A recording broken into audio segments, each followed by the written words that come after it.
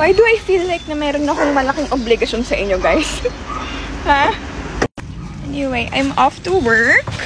And magde-deliver tayo ng paninda natin.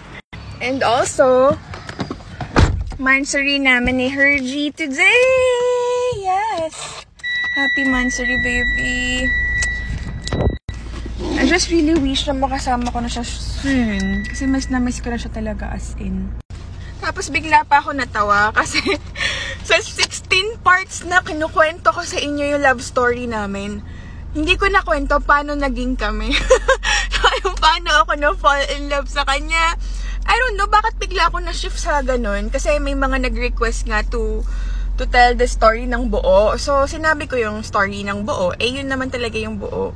And I don't want to, disregard yung mga nangyari talaga kasi it's part of the, the story, the whole story.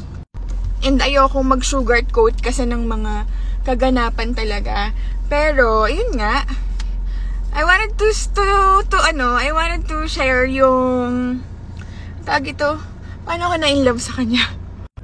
She told me na she's gonna wait for me. Whatever happens, antayin niya daw ako, sabi niya. And there were endless dramatic scenario ang mga kinukwento niya. Which is, I don't know. Sabi ng mga friends ko, I have Messiah complex. Alam niyo ba yung Messiah complex?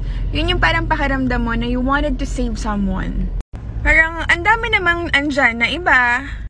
Pero you always choose that someone na wreck, broken. And you wanted to somehow save that person. Kasi during that time, ang dami naman talaga nanliligaw. Ganda yan. Ganda yan.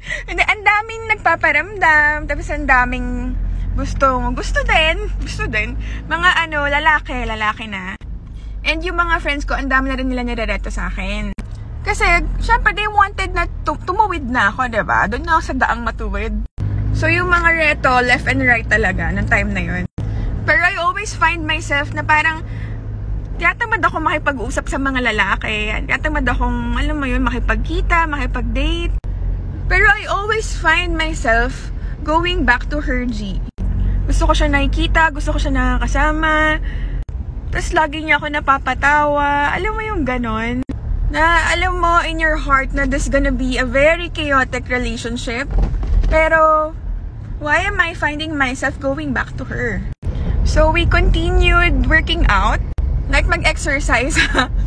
Lagi kami nagja-jogging dyan sa UP, sa oval sa UP. Sa may sunken garden. Tapos, after we jog, nagde-devotion kami and discuss about God.